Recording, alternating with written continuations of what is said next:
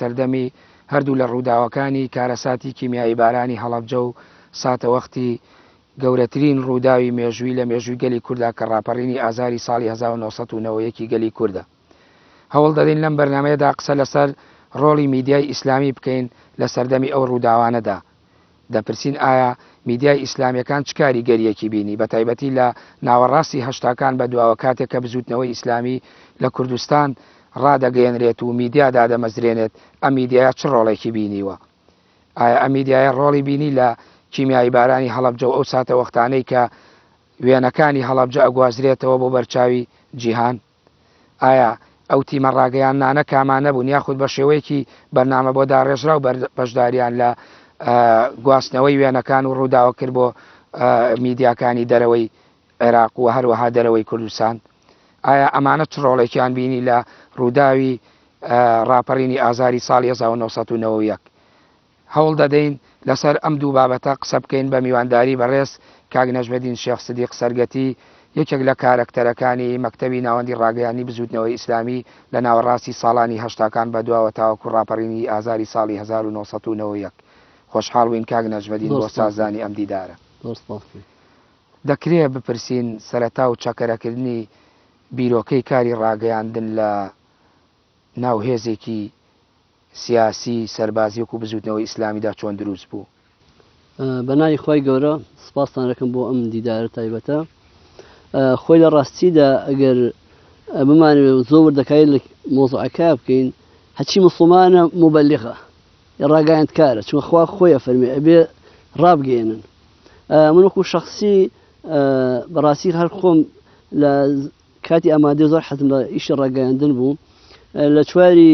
ئامادەی ساڵی 1970 هەموو مانگێ بڵاوکراوەکەم بڵاو کرد لە قوتابخانەکەمان ئامادەی هەڵەبجەی کوڕانی ئەو کات ناوی بڵێسە بوو. خۆی لە شکلی مۆمێکا بوو، شتی تایبەتم ئەنووسی و شیعر و هۆنراوە و حتا شتی ئیسلامیشم تێ ئەنووسی. ئەوە یعنی بڵین سەرەتای دەستپێکردنی من بوو لە ئیشی ڕاگەیاندنەوە. زۆر پەخشانم ئەنووسی کاتێکە لە ساڵانی زانکۆ بووم، پەخشان و هەروەها جارجار شعریشم دەنووسی. لە ناوەڕاستی هەشتاکان بە دواوە هەردوو هێزی بزوتنەوەی پەیوەندی ئیسلامی کوردستان و بزوتنەوەی ئیسلامی کە دامەزرێت دروستە بن و هێزێکی وەکو بزوتنەوەی ئیسلامی سەرەتای فکری خۆی وەکۆڵێ چەکەرەکردنی ئاسی فکری وە لە چوارچەوەیەکی گشتیە فۆرمەلای بێ.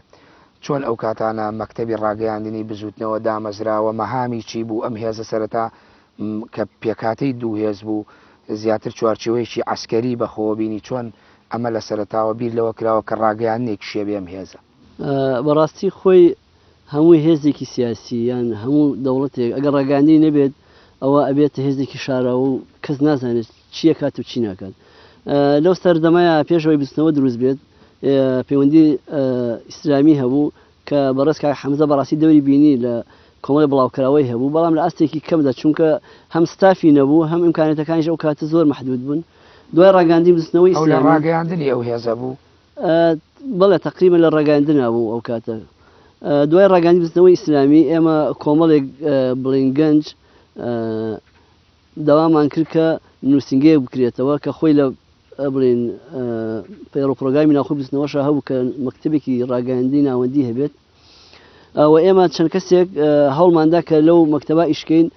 فعلا بۆشیان کرد. اینجای مامۆستا سامانە عوسمان خۆی موافقەتی کرد کە زۆر خۆشی حەزیە کرد کە بەڕاستی ئەو نووسنگە بەو کاتە ناوە ناو نووسنگەی ڕاگەیاندن لە سەرەتایە دوایی بوو بە مەکتەب کە زۆر چالاک بێ و زۆر جا یارمەتیشی ئین ناڵێم لە ئاستی عسکەریە، بەڵام زۆر کەمی نەبوو لە سەرەتایە، زۆر یارمەتیان کە ئێمە بتوانین پێگەیەکمان هەبێت لە ناو بستنەوەی ئیسلامیە. و دوای ئەوەش ئێمە هەوڵماندا کە ئیشەکانی تری ڕاگەیاندن بکەین کە ئەویش ئەوە بوو پەیوەندی لەگەڵ هێز ئیسلامیەکانی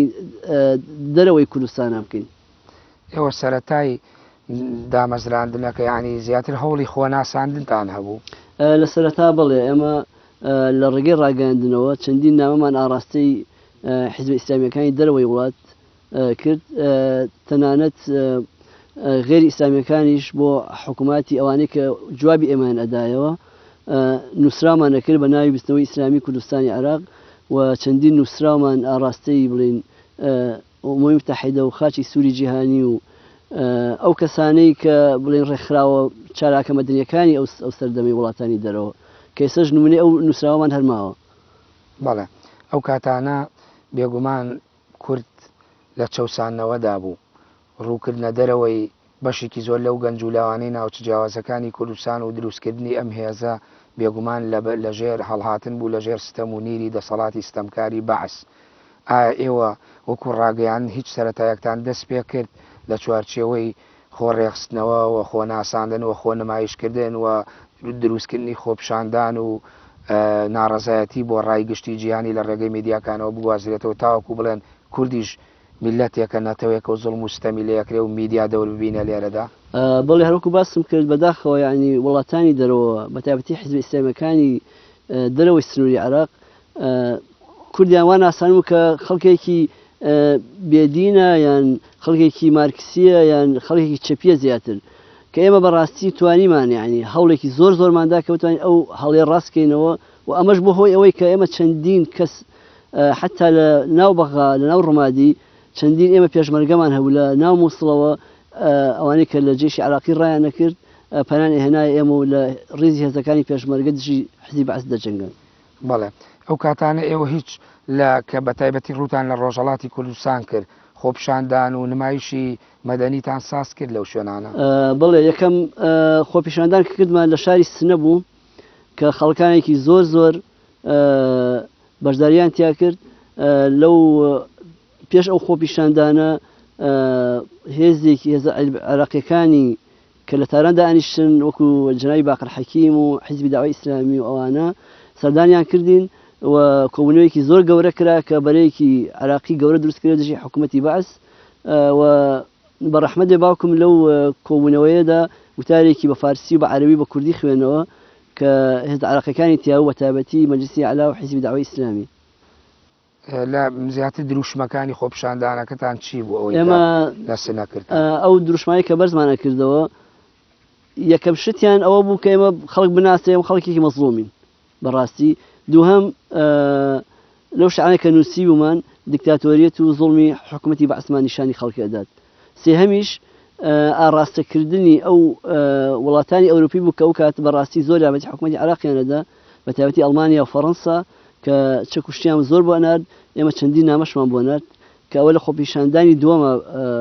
دەرەکەوێت. ئێمە لە تاران خۆپیشاندانێکی زۆر گەورەمان کرد نزیکەی 700 کەسی کوردی بڵێن عراقی بەشداریان تیا کرد. لەو خۆپیشاندانەیە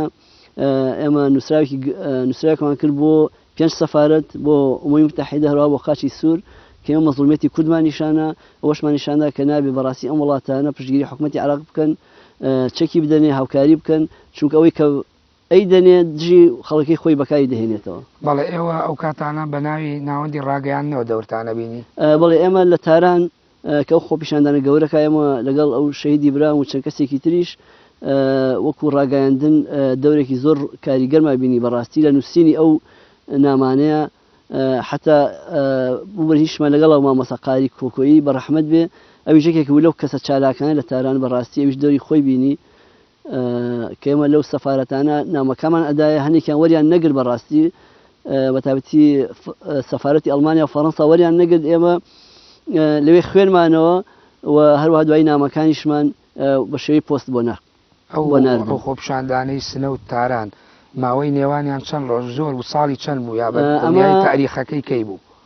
خۆپیشاندانەکەی تاران مانگی ئەیلول بوو ئەوەی سنە ئەیلولی ساڵی چەند؟ ساڵی 87. ئەوەی تاران ئەوەی سنەش ساڵی 87 بوو مانگی حوزەیران. حوزەیران 2 مانگیان نزیک تقریبا 2 مانگیان بینەوە. بەڵێ هەردوو خۆپیشاندانەکە یعنی دروشمەکانیان هەمان دروشم بوو یاخۆ ئەوەی تاران جیاوازتر بوو فراوانتر بوو چونکە خەڵکانێکی دەرەکیمان ئەبینی خەڵکێکی بیانیمان ئەبینی دووسێ ڕۆژماینەوە لەوێ ئەوەی تاران زۆر گەورەتر و جیاوازتر بوو بەرەی کوردستانی شتیا بەشداری کرد لە تاران. جیاواز لەم خۆپیشاندانە مەدەنیانە کە ئێوە کردان ئێوە ئەو کاتانەوەکو ڕاگەیاندنەکانی بزوتنەوە زیاتر چ ڕۆڵێکی ترتان بینی لە وشیارکردنەوەی خاک لە گەیاندنی ئەو زوڵم و زۆرەی کە لە خەڵکی عێراق و لە کورد ئەکراوە دەنگی مسلمان کە ئەمانیش هێزێکن و یانەوە کاریگەریانە بێ و داکۆچی لە مافی خەڵکی مسلمانکەن یان ئێوە چی ترتانەکە و ڕێگانە گرتبوونتانە بەرزیاتر ئێمە ئەو کاتە بەڕاستی ئەوەی وەسیلەی بڵێن ڕاگەاندن زۆر کەم بوو ئێمە مەجلەیەکمان دەکەمە ناوی دەنگی باوەڕەوە هەروەها کۆمەڵ نووسراوی مانگانەشمان هەبوو وەکو شاعرانی ناو سەنگەر لەگەڵ مجاهیداندا هەروەها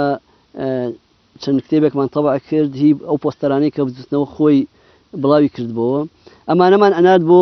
ناوەوەی عراق هەروەها بۆ ئەو ئوردوگانیشتی کە کوردەکانی تیادا نیشتەجێ بوون لە سنووری پارێزگای سنە و مەهابات و ورمێ و هەروەها کرماشان بەڵێ بابەتەکانی زیاتر ناو دەنگی باوەڕ خۆی لە چی بینیەوە لە بوارەکان زیاتر ئەوانەی کە لە دەنگی باوەڕ بڵاو ئەکرانەوە زیاتر هاندانی خەڵک بوو کە یەکڕزیان هەبێت دژی ستەمی بەعز بوەستن هەروەها بەرەوپێدان و بە فکری ئیسلامی سیاسی کە ئێمە ئەتوانین نەتەوەکەمان لە ستەم ڕزگار بکەین لە ژێر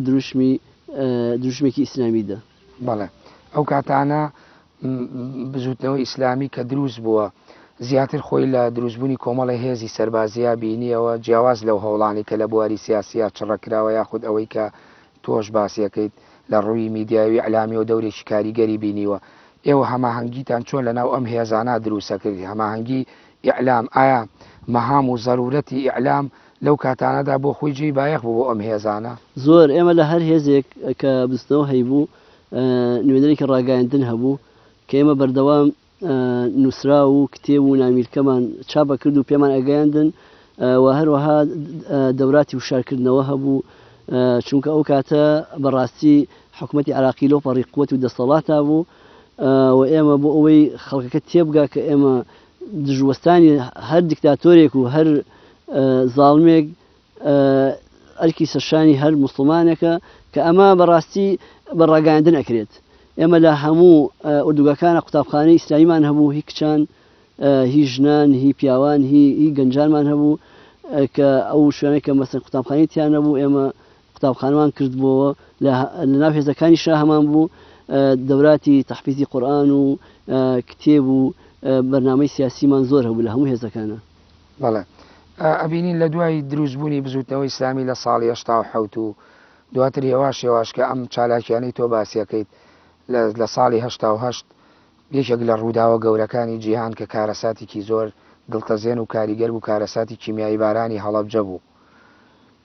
بێگومان کارەساتی کیمیایی بارانی هەڵەبجە هێندەی میدیاکان ڕۆڵیان بینی بیگوازنەوە بەرچاوی ڕای گشتی لە جیهانە لەوانەیە لە ڕێگەی ترەوە ڕۆڵی نەبوو یا ئەو هێزانەی بەکارهاتن لە ناوچەکە هاتنە ناوچەکەەوە تەختیانە کرد زۆر کاریگەیان تەنها میدیا ڕۆڵێ بوو ئێوەکو ڕاگەیانی بزوتنەوەی ئیسلامی چ ڕۆڵێکتان بینی ئایا ئەمەوە پێشتر ئەوە بزانمەوە بە بینەران بڵێ ئایا پێشتر ئێوە هیچ شتێکی واتان ئەزانی کە ڕووداوێکی گەورە لە ساڵی 1970 کە ئیتر بەعس ستەمی بەعس گەشت بۆ لووتکە ڕوەدات بەڵێ ئەوە بۆ مێژوو شەبێ باسی کەین بۆ گرتنی هەڵەبجە بەڕاستی چەندین کۆبوونەوە کرا لەگەڵ هێزە سیاسیەکانی ئەلمانی و ئیسلامیدا جنای مامۆستا ئەسمە کاتێک کە ڕابەری گشتی بوو فتوایەکی دەرکرد کە ئێمە بە هیچ شێوەیەک بەشداری لە گرتنەوەی هەڵەبجە ناکەین چونکە ئەزانین ئەنجامەکەی خراپ دەردەچێت ئێمە کۆمەڵی تەنزیمیمان هەبوو کە من ناوی ناهێن و ئەو برادەرە نامەیەکی بۆ ئێمە نووسی بوو کاتی خۆی وتی من ئەفسەرێکی عراقیم بینیوە کە دەنگۆی گرتنەوەی هەڵەبجە هەیە ئەفسەرێکی عراقیم بینی و توێتی من وەکو مسلمانێک پێ دەڵێم ڕژێمی بەعس وعدی یاوە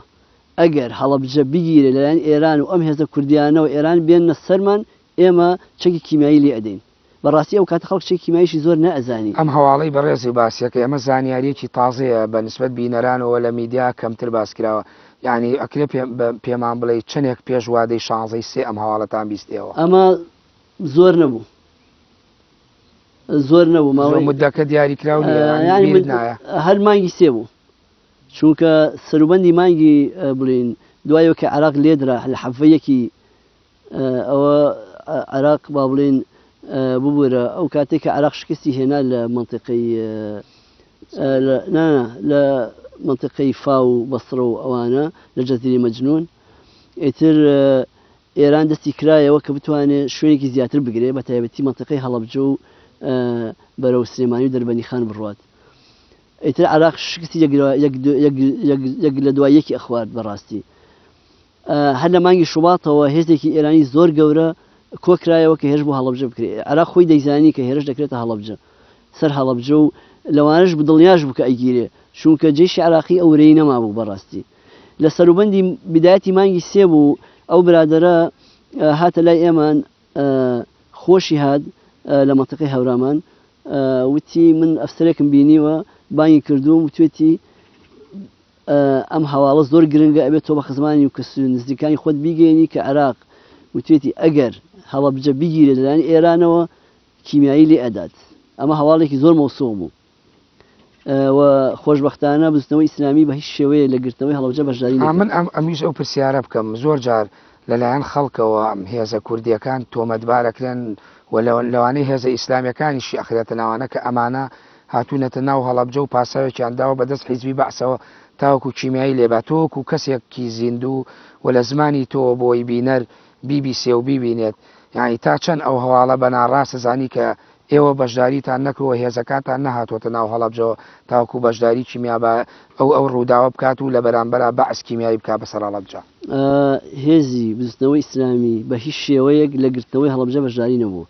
و فیلم و دکومنتەکانی هەموو شاهید هەڵبەت تۆ تەنها ئەتوانی دیفاع لەوەکەی بڵێ هێزی بزوتنەوە ناتوانێت هێزی تری کوردی باسکەیت. بەڵێ چونکە بەڕاستی بە هیچ شێوەیەک هێزی بستنەوە هەر بە ئەمری بەرەت ڕابەری گشتی بەشداری لەو گرتنەوەیان نەکردو بە هیچ شێوەیەک. بەڵام دوای گرتنەوەی هەڵەبجە هێزێکی بزوتنەوە هات بە فەرماندەی جەنابی مەمەستەمەنە عەلی بەڕەحمەت بێ هاتە ناو هەڵەبجە و دوای گرتنەوەی هەڵەبجە دوای ئەوەی کە هەڵەبجە بڵین خەڵکانێک چاوەڕێی ئەو پرسیارەکەم بەڵام بەر لەوەی تۆ باسی ئەوە بکەیت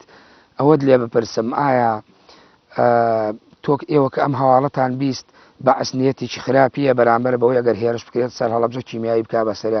ئێوە لە ڕووی ڕاگەیان و میدیاوە هیچ ئامادەکاریەکتان کرد بۆی بتوان ڕووداوەکان ئەگەر ڕوو بدات خۆسازدانێکتان هەبوو بیگوازنەوە؟ ئێمە بڵێن ئەو کاتە ناوەندی ڕاگەاندن بوون بە دوو دەستەوە تاوان پێش کیمیایەکەیمە ئامادەیمان هەبوو کە هێرشێکە کرێت یعنی دڵیامی لە 100 ئەو هێرشە کرێت سەر هەڵەبجە چونکەوە قەراری ئێرانی بوو کە ئەبێ هەر بکرایە. ئێمەش ئامادەکاریمان هەبوو لە سنوورەکانە بەڕاستی ئەگەر هێرشێکی وا بکرێت ئێمە وەکو ئەعلام ڕۆڵمان چی ئەبێ بەس تەسەوری ئەو حادسە گەورەیەمان نەئەکرد بەڕاستی بۆ شێوەیە یعنی خۆ ئامادەکردنتانە بڵێ زیاتر ئەو ڕۆژەی کە ئەوترێ 16 سێ و هەواڵەکە بیسراکە کیمیایی کرا بەسەر هەڵەبجا و کارەساتێکی گەورە ڕوویاوە ئەو ساتە وەختە ئێوە خەریکی چی بوون و چیتان نەکرد؟ تەمان ئەو کاتێک کە کیمیایی لە هەڵەبجە درا تەمان نیوە ڕۆکەی حکومەتی عراقی بە بۆمبی ناپاڵەم هەڵەبجەی قەسف کرد خەڵکانێک چوو بوونە دەرەوەی هەڵەبجە هەر پێش 15 سێش تر بە زۆر چەند هێزێکی کوردی ئەوانەی هێنایەوە ناو شار نیوەڕۆی 16 سێ لە هەڵەبجە دراوەکو بە هێزی ناپاڵم خەڵکەکە هەمووی چوە ناو ژێرزەمینەکان چونکە لە سانەوەی هەڵەبجەی ژێرزەمیان دروست کردبوو بۆ ئەو کاتی شەڕ ئێران و عراق هەبوو بۆ خۆ حەشاردان. ئیتر کیمیاییەکە 6 ئێوارە لێدرا بەڕاستی 6 ئێوارەی ئەو ڕۆژە لە هەڵەبجە درا ئیتر هەمووی بەڕاستی سەر لێ شێوا بوو کەس نێزانی چییە. دوای دوو ڕۆژ ڕاگەاندنەکارەکانی ئێمە بە تایبەتی کاک عیزەت کە ئێستا ماوە کاک سەربەست ئەمانە دۆری زۆر باشیان هەبوو کۆمەڵێک پێشمەرگەی چالاکی بزوتنەوەی هێزی سەرکەوتن هەبوو کە ئێستش لە ڕسمەکانە هەیە ئەوانە دەورێکی زۆر باشیان بینی بۆ هاوکاریکردنی ڕاگەاندنەکارەکانی ئێمە کە نزیکەی 25 فلیمی ئێمە کامێرەی ئەو کات کە کات 900 ڕستم لەو ڕووداوی گیراوە. بەڵام زۆر جار قسە لەسەرەوە کراوە ئێوە قسەتان لەسەر ئەوە کردووە کە ئەو وێنانە بەشێکی وێنایی بزوتنەوەی ئیسلامی بۆ کە تۆ باسی 25 فلیمەکەی هەر فلیمە 36 وێن نزیکەی 900 ڕسمەکە ئەم 900 ڕسمەی ئێوە چی بەسەرات بۆ کوێچ و بۆچی خاوەنددارێتی ئێوەی پێوە نابینرێ بەڵام ناوبڕێوەرەگەم دوای ناوبڕەکە وەڵام بەرەوە بینەرانی بەڕێز و خۆشەویست ناوبڕێکی کوروەردەگرین و دەگەڕێنەوە لاتان.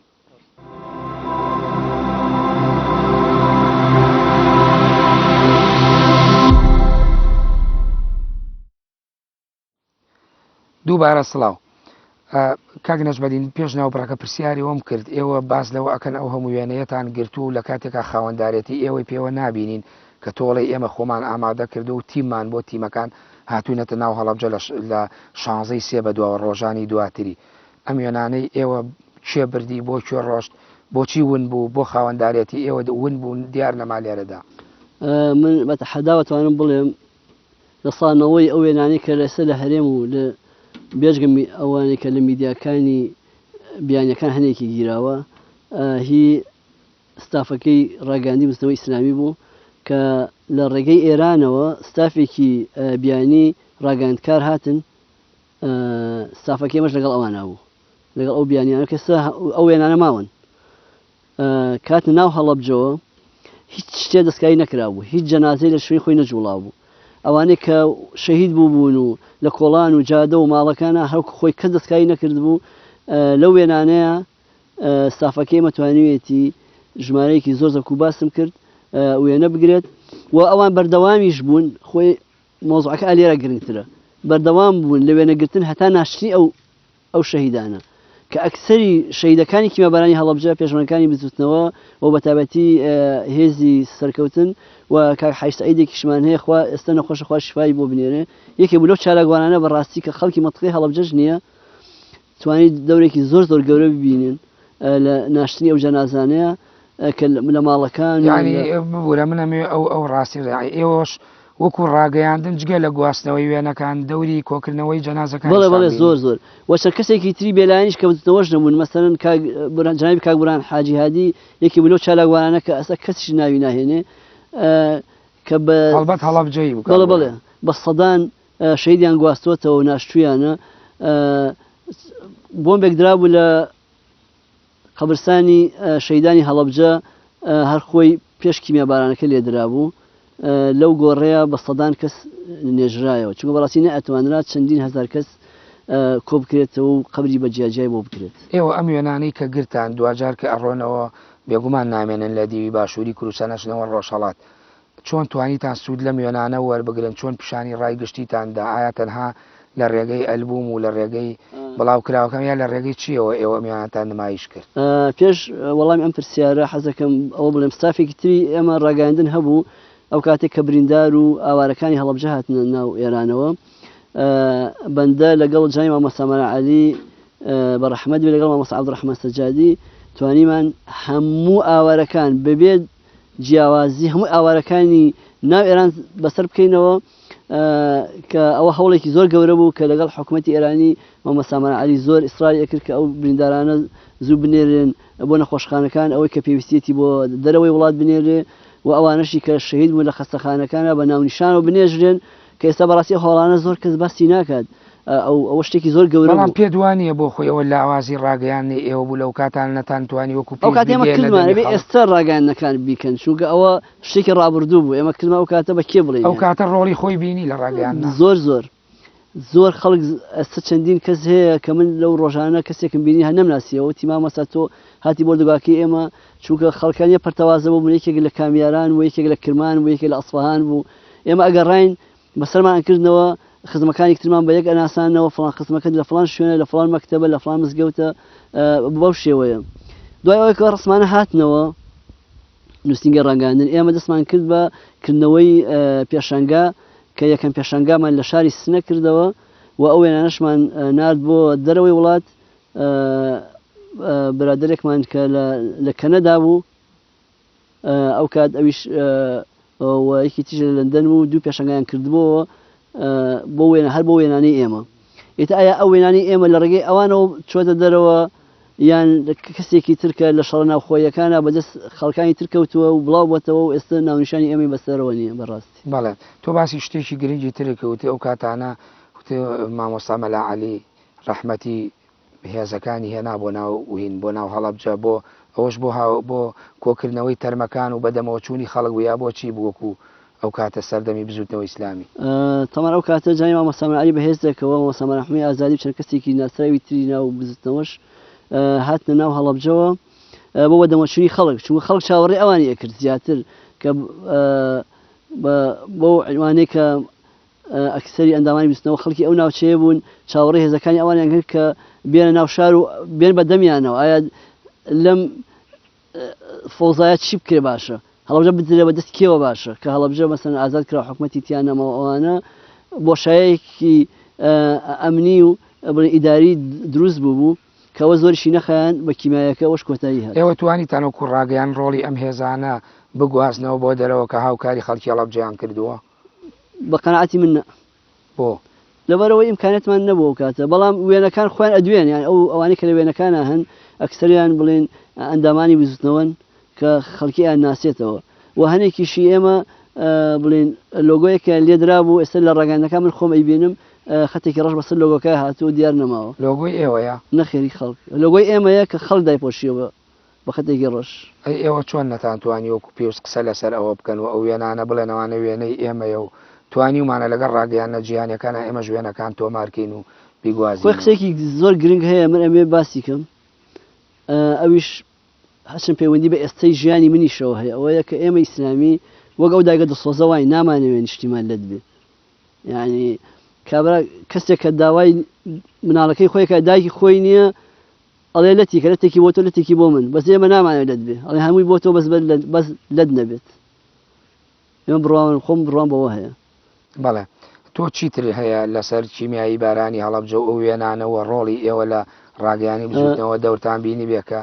ئێمە نەمان پرسیبێ وەی بچمە سەر باسی ڕاپەڕین و ئێوە لە ڕاپەڕیندا تەمان ئێمە بۆ کیمابارانی هەڵەبجە لە دەرەوەی وڵات لە چەندین شارە نمایشگامان کردوتەوە پێشنگامان کردوتەوە بۆ نیشاندانی مەساتی کورد بە تایبەتی هەڵەبجە لە ناخۆی ئێران لە هەموو شارە کوردیەکانە لە تاران لە لندن لە کەنەدا و هەروەها لە پاکستان کەواتە هێزێکی زۆر گەورەی بڵێن عەربی لە منتیقی پاکستانە بوو کە کوردی نەئەناسی بەڕاستیەوە بۆ هۆی ناسانی کورد و مەزڵومیەتی کورد لە هەموو جیهان واتەوە ڕۆڵتان بینیوە لەو ناسانەی هەڵەبجە بە جیهان لە ڕووی زۆر ڕۆڵێکی زۆر کاریگەرمان بینیوە بەڵێ دوای ڕووداوی کارەساتی هەڵەبجە بێگومان شۆڕشی کوردی یا بڵێن بزوتنەوەی ڕزگاری خوازی کورد و چاری جۆرەك لە ناومێدی و لە تووشی یانی دووچاری ئەوە بێ کە ئیتر ڕەشبین بێ بەرامبەر بەوەی کە تروسکاییەکە بێت بۆ ئازادی و بۆ ڕزگارکردن چکە ئەو کاتانە ستەمی بەعس لە لوتکا بوو ئێوە وەکو بزوتنەوە وەکو ڕاگەیان ئەو کاتانە توانیتان چڕۆڵە بین ئایا ئێوە چوونە ناو ئەو ناومێدیەوە پاڵتان لێدایە و پشتان کردە وەسعەکە یاخۆت توانیتان ئێوە بە ئومێدەوە لە ئایندە بڕوان و تروسکایەک ببینن بۆ گەلی کورد لە ڕۆژە لە ئایندەی گەلی کووردا بێگومان دوای وەستانی شەڕی ئێران و عێراق کورد تووشی ناومێدێکی زۆر گەورە بوو بە تایبەتی هێزە کوردیەکان ئەوانەی کە هێزی چەکداریان هەبوو لە دەرەوەی کوردستان چالاکییانە کرد تووشی ناومێدێکی زۆر گەورە بوون بە دەیان گەنجیان ڕووی کردە وڵاتانی دەرەوە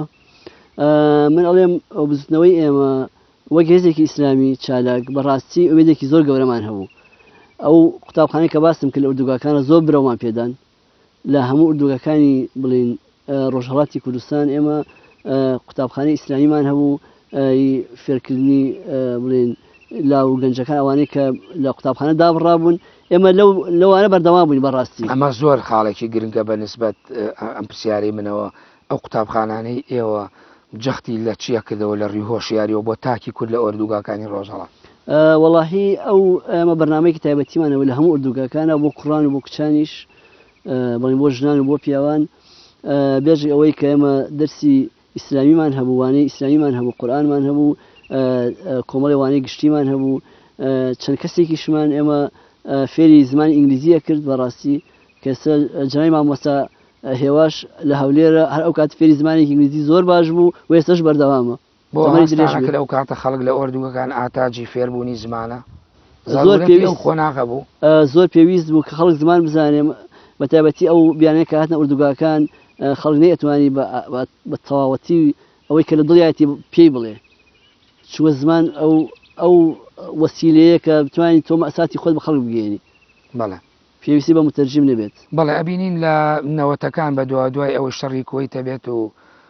حکوومەتی عێراقی شکستێنە لە بەرامبەر هاوپەیمانەکانە لە داگیرکردنی کۆیت و هێزەکەی بە شکست خواردووی ئەگەڕێتەوە ئەو کاتە بە جۆرێ لە جۆرەکان ئومێدێکی تر دروستە بێت کە ئەم هێزە و لە سنتەرەوە لە بەغداوە لاوازە بێت و لەوانەیە دەرفەتی ئازادی دەرفەتی ڕاپەڕین دروست بێت ئەبینین لە ئازاری 1990 ڕاپەڕینی بەناوبانگی کورد دروسە بێت لە ئەو کاتانەدا کە حیزبی بەعس کشاوەتە و هێز و توانایکی ئەو توی نەماوە. ئێوە هیچ هەواڵ و خەبەرێکتان سەبارەت بە ڕاپەڕین بە جموجۆڵی پێشمەرگە بە ئازادی بە نیگەرانیەکانی خەڵک پێگەیشت بوو؟ من خاڵێکی گرنگ و بیرم چوو باسی کەم. جنابی مامجلە هات بۆ بارگای ئێمە بۆ لای جنابی مامۆستا سەمەرە عوسمان. ساڵی چەند بوو؟ ئەمە ساڵی 89 دوای کە کورد لەو پەڕی ناومێدیە بوو. ڕاگەاندی ئێمە بینی زۆر بەڕاستی بە بەرز نرخاندی حتا ئەم قسەم لە بیرە وتی مامۆستا ئەم گەنجانە دەستیان پێوە بگرە بەڕاستی ڕاگەاندەکان زۆر تەواو توانیویانە کیماباران بە هەموو دنیا بناسیێنن کەەوە قسەی بەڕێز مامجەلالە بە جای مامۆستا سەمەرە عوسمانی وت کە ئەبێ بەڕاستی ئەم گەنجان دەستی پێوەیانەوە بێت چونکە توانایکی زۆر ئەلانی باشیانە ئەوەی کە من ئەیبینم و من متابعەکەم. بۆ وەڵامی پرسیارەکەت بڵێ کە عراق کوێتی داگیر کرد ئەمە لێک لە ناو معارەزەی کوردیا دروست بوو هەموو معارەزەی عراقی بە تایبەتی و ئێمە ئەمانزانی کە ڕووداوێک ڕوو ئەدات ئەوە بوو کە لە حەڤەیەک لە عێراق درا ئێمە بەڕاستی هەچەند وێرانکاری و بە عێراق زۆرمان پێ خۆش بوو چونکە ئەمانزانی کە لە سیستەمێکی زۆر گەورە ئەکرێ ئەو وڵاتانەی کە پێشتر پشتگیری سەڵدامیان کرد ئێستا دژی وەستاونەتەوە ئەوە بۆ ئێمە ئومێدێک بوو بۆ معارەزەی عراقی کە ئێمە زۆر پێمان خۆش بوو و ئەشمانزانی کە ڕووداوێک ڕوو ئەدات.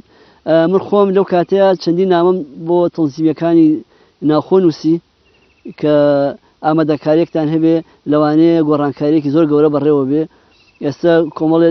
لەو نامانە شەرماوە بۆ کێت زیاتر کێت ڕائەسپار و چۆن خەڵکتانە کۆمەڵی خوێندکارمان هەبوو ئێمە لە سلێمانی و لە هەڵەبجە و خەڵکانی تری کاسبکار ئەوانە کە ئەوانە بڵین ڕێکخراوی بزنەوەی ئیسلامی بوون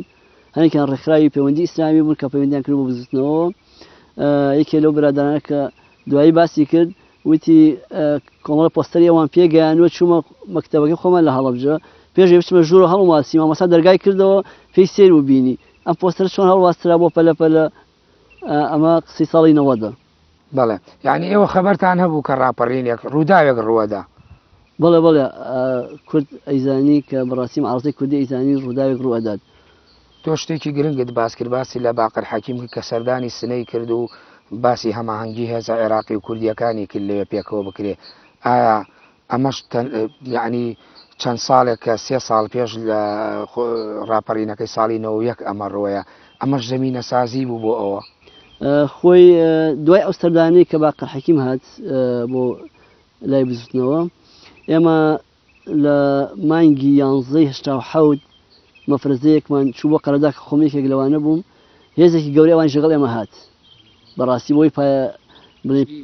پێگەیەکمان لە ناو خاکی عێراقا هەبێ بۆ داهاتوو 6/11/87 مەفرەزەیەکی 100 کەسیمان داوەزی بۆ ناوچەی قەرەداغ کە لەوێ دوو بارگای گەورەمان دروست کرد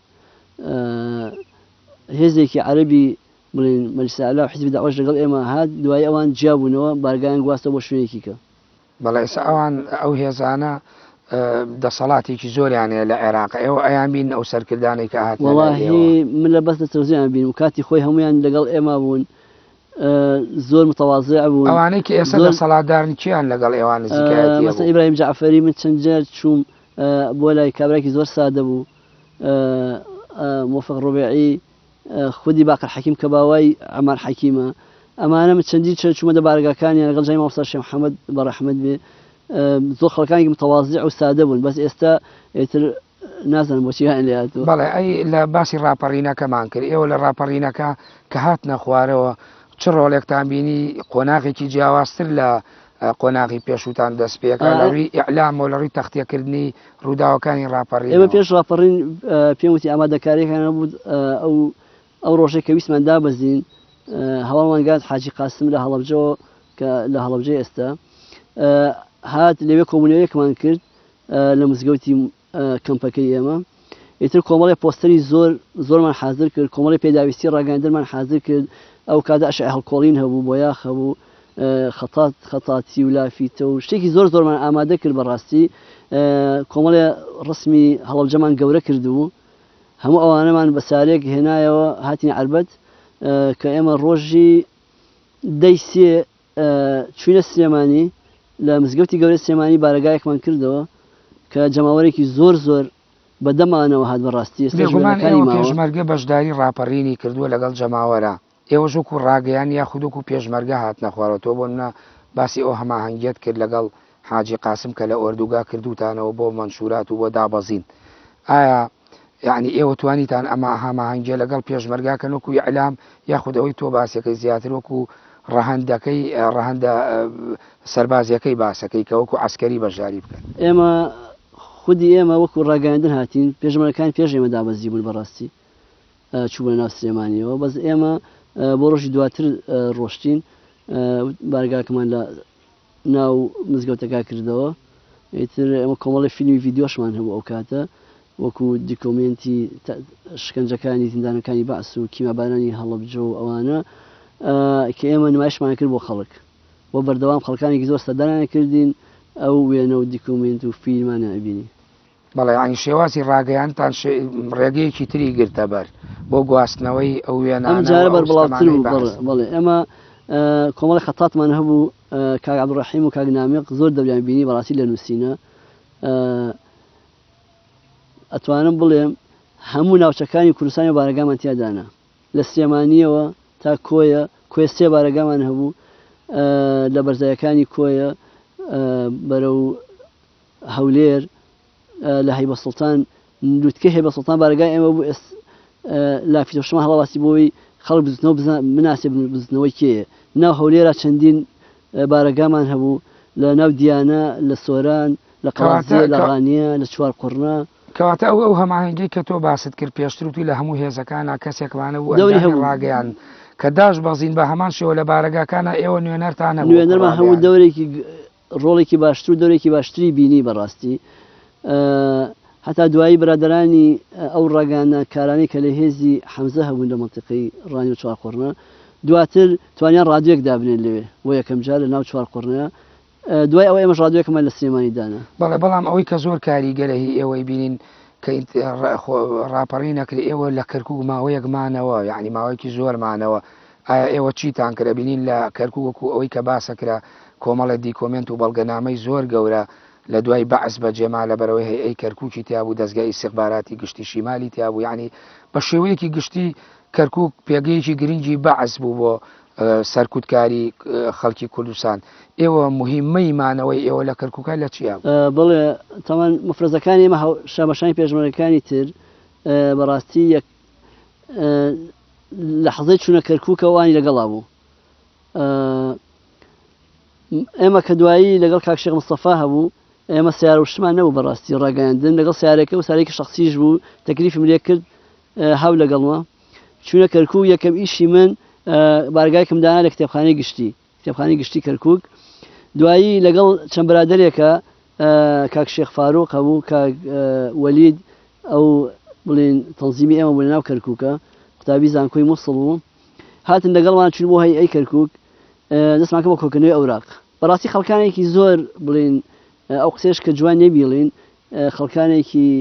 تاڵانچی زۆر لەگەڵ پێشمەرگاتە ناو کەرکووکەوە و زیانێکی گەورەیان بە سەمعی پێشمەرگەدا بەڕاستی کە من خۆم شخصی زۆر مخالفی ئەوە بووم لە کۆبوونەوەکانش زۆر باسمە کرد کە نابێ ئەویشە بکرێت کە ئێمە هاتوین نابێ بە هیچ شێوە سەمعی پێشمەرگە بشکێت لێرە بەهەرحاڵ ئێمە لە هەیئەی کەرکووک کۆمەڵی دوکمنتی زۆر گەورەمان کۆ کردەوە ئەوراقی گەورەمان کۆ کردەوە چەندی خەڵکمان لەو وەکو ئەعلام بڵێ بڵێ وەکو ئەعلام من ڕۆشتم ئێتر کۆمەڵ برادەری تریشم لەگەڵا بۆ ئەو ڕەمەزانە ئێمە زۆربەی لە ناو کەرکووک کەماینەوە بۆچی کاکی نەجمەدین بۆچی ینی لەناو ئەو هەموو پارەگایی کە لە ناو کەرکووکا بوو ئێوە کتێبخانەتان هەڵبژار وەڵاهی من خۆم وەکو شخصی حەزم لێ بۆ ئەو کتێبخانەی پارێزم چونکە ئەو کتێبخانەیە بەڕاستی کتێبخانەی زۆر گەورە بوو سەرچاوەیەکی زانستی مرکزی کەرکووک بوو و ئێمە پێشمەکانی ئێمە دەستیان خۆش بێنیان هێشتی هیچ کەسێک وەرەقەیەک لەو کتێبخانە بێتە دەرەوە کە دوایی حکومەت هاتەوە دەستی بەسەراگرتەوە ئەو دیکۆمنتانە ئێوە تەمان بێگومان ئێستا کەمتر باسەکرێت کە ئێوە کتێبخانەی کەرکووکتان پاراستووە لە ڕاپەڕینی ساڵی 91 ئەمە جێگەی یعنی ستایشە و حەقە باز بکری و خۆشتان لە نووسین و لە مەحفەلە گشتیەکانە باز لەمە بکەن چکاوە سەروەتێکی گرنگی وەڵام هەمیشە شانازی پێوەکەم کە چەندین کەس هاتووە بەرەنگایان بووینەتەوە کە نەمان هێشتەوە بەڕاستی وەرەقەی لەو کتێبخانەم چێتە دەرەوە. یەک نقطەی خۆشی ژەوە لە کەرکووک لەگەڵ کۆمەڵی برادەرە چوون بۆ کەیوان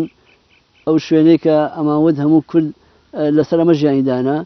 کۆمەڵی وێنەی یادگاریمان گرت لە نەوتەکەی کەرکووک کە ئێستا بەڕاستی دەستی ئێمەش هەر نەکەوتەوە دوای ڕاپەڕاندن و دوای ڕوخانی ڕژێمیش. بەڵێ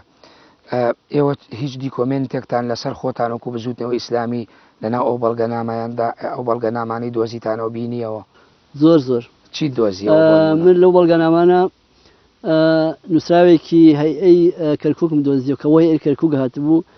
لە سەرۆکایەتی شۆڕشی عراقیەوە مەجلیسی سەورەی عراقیان پێوت نامەیەکی زۆر نهێنیاتی بۆ کەرکووک کە بڵاو بکرێتەوە بۆ ئەمنی منتیقەی سلێمانی کە نووسرا بوو مخەڕیبەکانی حرەکەی ئیسلامی بە زمانی ئەوان منشوراتێکی زۆر ڕاگەاندنەوەکی زۆریان هێناوەتە ناوچەکە تکایە زۆر وردەکاری ئاگادار بن و کۆمەڵی تەنزیماتیشیان هەیە کە چالاکردن لە بڵاوکردنەوەی ئەم وێنە و پۆستەر و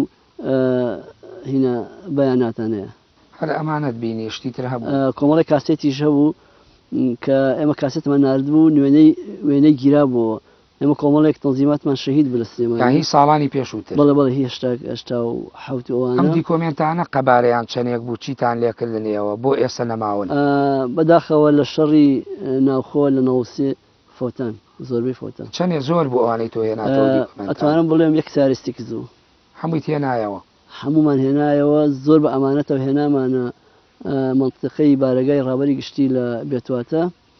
کەشتی زۆر گرنگیشی تیا بوو ناوی ئەو جاسوسانەی حکوومەتی بەعض ناو هێزەکانی پێشمەرگەیە چەند چەکیان بۆ ناردوون چەند یارمەتیان ناون چەندێکەکەیان لە ماون چەندێکیان پەیوەندیان ماوە چەندێکیان پەیوەندیان نەماوە یعنی زۆر شتێکی گەورە بوو بەڕاستی زۆر لە نەوسێ ئەوانە تیاچوو. بەڵێ لە ڕاپەڕینەکە بێگومان ئەمە تاوەکو ساتە وەختی ڕاپەڕینی یەکەمە کە تۆ باسیەکەی لە ناو شاری کەرکووک دوای ئێوە چارەنووسی ئەعلامتان چی لێ هات بەرەو کوێچ و کە کاتێکی تر دوایەوەی بە عەزیەتەوە هەندێک ناوچە ئەگرێتەوە ئێوە چیتان کرد؟ تەمان ئەوە شتێکیشم بینەچە لەو دکمنتە ئێمە چەند کەسێکمان شەهید بوو لە سلێمانی ناوی ئەو کەسەی کە ئەوانەی مخبری ئەو کەسانە ناوی ئەویشی تیا بوو کەەوە دوایی بۆ خۆی تیاچ ئەو کابرایە ینی ئەوانەی جاسووسیان بەسەر خەڵکی ئەوە. بەڵێ ئەوانە ناوەکانی تیا بوو عنوانی مەسکەن و تەلەفۆن و ئەوانەی هەموو تیا بوو. ئەگەر ئەمە لە هی بزوتنەوە دەریکەین ئەوەی کە تۆ تێبینیت کە ڕاگەیەنکارێکی کاریگەر و دیار لەو کاتەوە ئەو هەموو چیرۆکەی باسیەکەی کە گەڕاون و ڕۆڵتانە بووە زیاتر ئەو دیکۆمنتانە چی گرنگ و چ مەهامێکی گرنگیان تیا بوو کە لەسەر شیمال خۆک و بەعسیەکان خۆیان ئەیانوت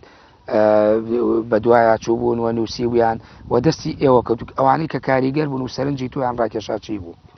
وەڵی بەلای منەوە کۆمەڵێک دکمنتی تیا بوو کە ئەوانە زۆر تەئیکیدیان لەسەر بەرەنگاری بزنەوە کرابەوە کە یامەت خەڵکی کورد زۆر باوەڕ بۆمانەکات ئەبێ بە تەواوی معنا دژی بستنەوە بۆستین ئەوە هێزێکی تازەش بوو لەبەرەوە هێزێکی ئەم ئیسلامی بوو تازە بوو اینجا خەڵکانێک ئومێدیان پێی هەبوو بەڕاستی چونکە لای کەس شاراوە نییە هێزە کوردیەکانی تر چەندین جا لەگەڵ حکوومەتە مەسەن ڕاوێژیان هەبووە مفاوەزاتیان هەبووە قسەباسیان هەبووە بەس ئەمە لەبەری هێزێکی تازە بوو پەیوەندی بە هیچ شێوە لەگەڵ حکوومەتی بەعسان نەبوو چەندین جار محاولەشیان کردووە زۆر تەکیانە سەر ئەوە کرد کە دژی ئەم هێزە بوەسترێتەوە بە هەچی شێوەیە حتا ئەو نامەیەشی تیا بوو کە ئەو کۆمەڵە مامۆستایی کە ڕۆژچوون چۆن فەسڵ کراون من ئەو نامەیەشم ماوە مامۆستا ئەو مامۆستانی هەڵەبجە کە پەیوەندیان لە ساڵی 1970 ڕۆیشتن بڵێ نووسراوە ئەمانە فەسڵ بکرێن بۆ بە هیچ شێوەیەک بۆیانە لە هیچ زەمان و مەکانێکا بگەڕێنەوە سەر وەزیفەکانیان بە ناوی تایەتی. بەڵێ کاک نەجمەدین لەسەر ئەم دووسێتەوەرەی دامەزانی بزوتنەوەی ئیسلامی و ڕۆڵی ڕاگەیان کار و ئێوەکو ناوەندی ڕاگەیاندن و کارەساتی کیمیایی بارانی هەڵەبجەوە هەروەها بەشداری لە تەختیەکردنی یا ڕووماڵکردنی هەواڵ و ڕووداوەکانی سەردەمی ڕاپەڕیندا ئێمە ئەم دووسێتەوەرەمان باس کرد و تۆکو ڕاگەیان کارە یا خودت کارکتەرێکی دیاری ئەو کاتە ڕۆڵت بینیوە باس کرد ئەگەر شتێکمان باز نەکرێ پرسیارێکمان نەکرد بێ یاخود ئەگەر ڕووداوێک حەدەسێکی گرنگ لەو کاتا تا ئێستا باز نەکراوە چی هەیە چیت وەڵام منەوە لاماوەسیار بۆ بینەران گرنگ بۆ ئێمە لە فترەی مانگی 11 من لە پێشمەرگەم لە قەرداغ لەسەر بێستیم بووم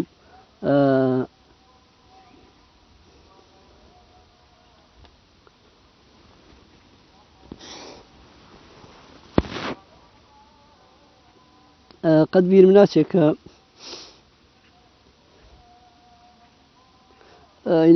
جفری بێسیمەکەم کردەوە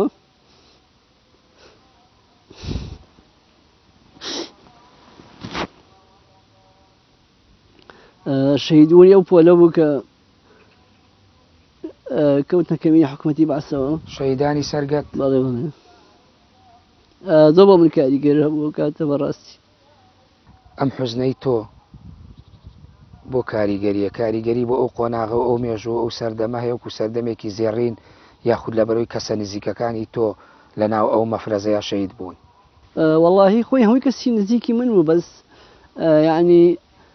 هەچە خۆی ئەجەلهات گەڕانەوەی نییە بەڵام ئەوان ئەمیری تریان هەبوو کە بتوانن لەو بزافە ئیسلامیە کار بکەن بمێنەوە چەندین ئێمە نووسراوان هەبووی بڵێن و شەهیدی برام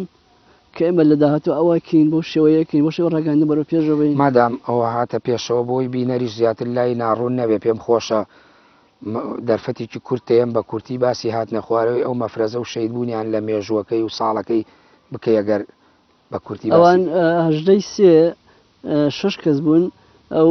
شەید بابەشێخ کە براگەورەی من بوو دەرچوی کۆلێژی ئادابی زانکۆی بەغا بوو لەگەڵ شەید دکتۆر بەختیار و شەید عەبستار و شەید شاوەیس و شەید عوسمان و شەید ئەوبەکر ئەمانە مەفرەزەیە بوون دابەزین بۆ ئەوەی کە بەڕاستی بزنەوە بناسیێن بە خەڵک مەنتەقەی هەورامان و ناوچەی شارە زۆر و هەڵەبجە بەداخەوە نزیک سەرگەت بینی خوڕماڵ و سەرگەت کەوتە ناو کەمینەوە و شەهید بوون ویستی لە ناو ئەم ڕووداوانە باسی ئەوم بۆ بکەیت بیرت کەوتەوە بێتاقەت بیت بەڵێ بەڵێ جا من لە قەرداغ بە ئەو کاتە